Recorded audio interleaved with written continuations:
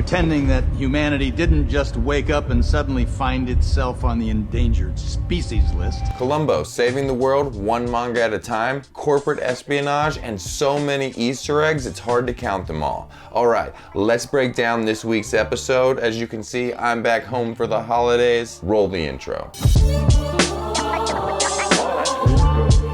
Episode 7 starts with Columbo crawling from beneath the sands after the helicopter crash. What the? My boy made it. Columbo, baby! Kate is still trying to figure out what their father was doing, but Kentaro is only worried about his flight. I've never flown first class. Do you think we'll be in those pods? He thinks this has all been a waste of time because his father has been alive and now he's just abandoned them. He took one look at us and ran away. Weird that now that you found your long lost or dead father, you are upset. What was Kentaro looking for? Just confirmation that his father died? Also, why did his father run away? Was it Shaw? We'll learn more about why that would be in a minute. I guess he did get double whammied when May dropped that he sold them out right after his father took off. But that's when Kate notices that May has been gone for a really long time. She's in the bathroom kind of freaking out and two people come in and May says, I've never been kidnapped before, so how does this work? And opening credits. Kate goes into the restroom to find May. Look, I'm sorry I told you to go to hell. And all she finds is May's jacket with her ticket, passport, and cell phone. Maybe she forgot it? May?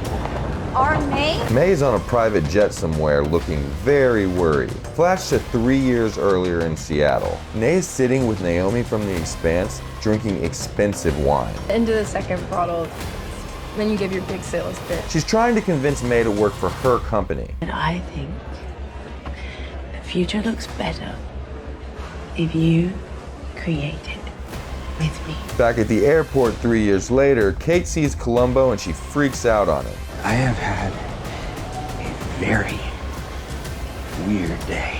He doesn't understand. He barely survived and now he's barely made it to the airport. And to be honest, he doesn't care that much about their problems anymore. Your grandparents, they created something extraordinary in Monarch. They were fearless enough to believe that the world is so much more vast than we could possibly imagine. And they were humble enough to accept our tiny place in it. He's a little tired of being bullied by all these kids that don't understand what he's there for and why he decided to take up this fight. Admittedly, Monarch has fallen into a dark hole that it doesn't seem to be able to climb out of, but it turns out that Columbo is a friend of their father's. Your father, he opened my eyes to that world. Columbo is convinced that their father is trying to stop the next G-Day. So whatever he was doing calling Godzilla, at least he thought he was doing the right thing. So Kate offers him the deal. So, help us find May. And we'll help you find Shaw. But Kentaro has to say something. I swear, these stranger siblings are so moody they could be twins. You're asking him for help? Our options feel kind of limited right now. Kentaro wants to go home. He just wants to shut it down and avoid any more pain. Back at the table, Columbo is talking to the Monarch big boss. Godzilla happened, actually. He was here. She wants to bring him in and figure out what happened. But he has a point. The big boss was wrong about the kids. The kids are Titan-finding machines. And Columbo knew it from the beginning. The boss wants to know if he's told them about May yet. At a Monarch base, we see Barnes from episode 4. She's looking for Gamma Ray Verse, and yes, she's just as awkward as she was before. Here I am. Freezing my ass off. That's when Shaw walks in with a bunch of mercs and gives a speech. Now, you can go on as if the world hasn't changed, pretending that humanity didn't just wake up and suddenly find itself on the endangered species list. With Monarch being what it is now, it might not be hard to make them change sides. They're taking over and it looks like the beginning of the same terrorist cell from the King of Monsters. Barnes, who had stepped out, sees all of this happening and very clumsily tries to call the main base to warn them. And just like before, she's put on hold and not made urgent by the bureaucrats at Monarch. At the airport, it turns out that Columbo really liked their father.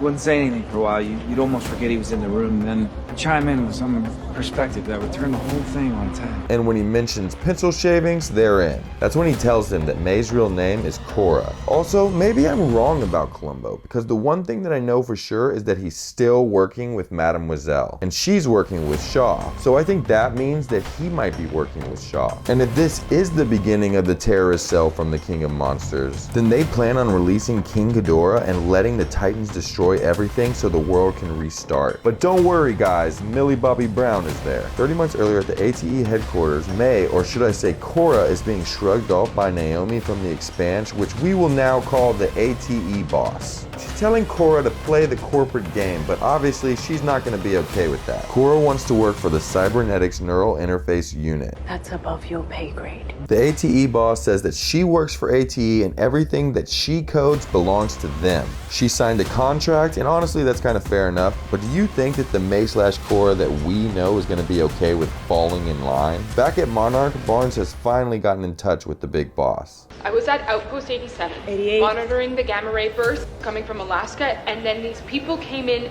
and took over. And the big boss looks worried. Why Outpost 88? Then we see why. All of the explosives that Monarch stored at that base are now in Shaw's hands.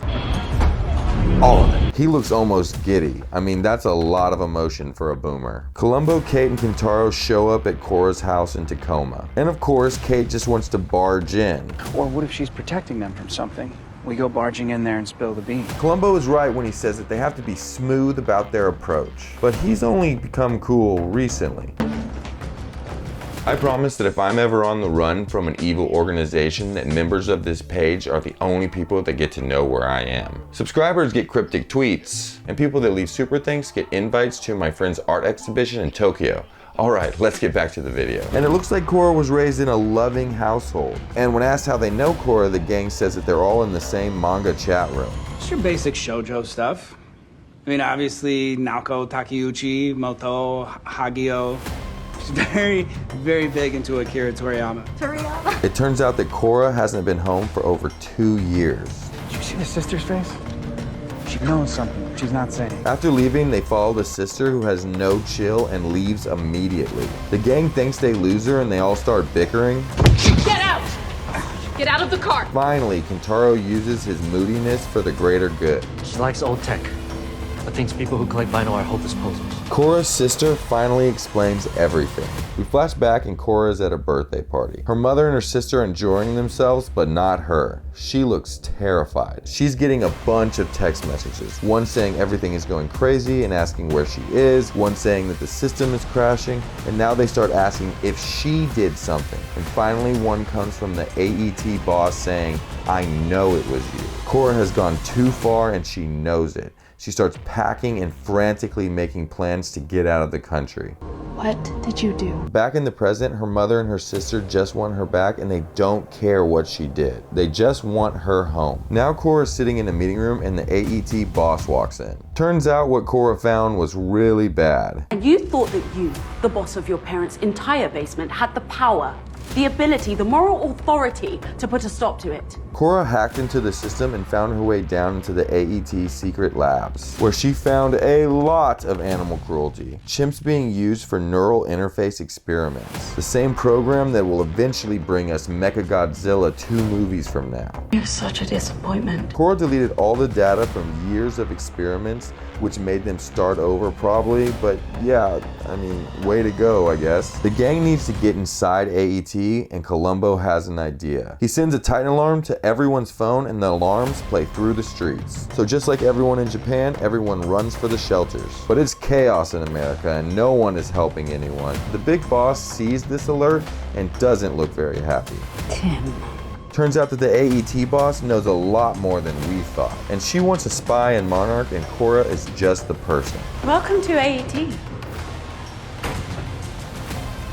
I'm so glad we got this settled. When the gang sees Cora, they barely believe that she's okay, and Cora has something immediately to tell them. 2 years earlier, Cora is walking down the street and she meets Kintaro. She needs a new name and she picks May. She says that she's been lying this whole time and she can't go with him. But Kate keeps trying. I didn't care about helping you. I didn't care about your dad. I was using you. I was using you to save my own ass. Cora says that Kate needs to get the hell out of there and she's done with all of this. Kate is heartbroken even though it's his brother's ex. That's kind of weird, right? That's when they all get pulled into a van by the Monarch big boss. Are we done playing Goonies now? Excuse me. She doesn't like the kids even though they're all in their mid to late 20s. We found our dad's map. We found our dad, and we found Godzilla. All on our own without you or Monarch. Boom, even the big boss can't deny those results. That wins are over and now they're all teamed up. Korra is reluctantly back at AET. From now on, I'm the only one who'll pay for my mistakes. The AET boss is high and mighty until... There's an Natalia Verdugo from Monarch here asking to see you. Boss fight, two worlds collide. Korra finally gets to go home to her family and everyone is so happy. Columbo and the big boss are leaving AET and they obviously made a deal to get them a Titan brain at some point. We have to bring Monarch out of the shadows. Kate and Kentaro are following the next clue when Korra shows up. And now she's back on board with the gang. You can call me May. May. Please call me May. Weird, okay, you want them to call you the fake name, okay. The big boss makes a big step and explains Monarch to the public. Monarch is a global collaboration of governmental and scientific agencies. Our mission is to protect you, the citizens around the world. And back with the gang, Kentaro is obviously starting to seem like a third wheel. I mean, is Kate gonna really act like she doesn't know that that's her brother's recent ex? Kate is wild for this one, and Korame is probably just playing her. At AET, they're very happy with their new company name, Apex Cybernetics. I told you, why would I lie?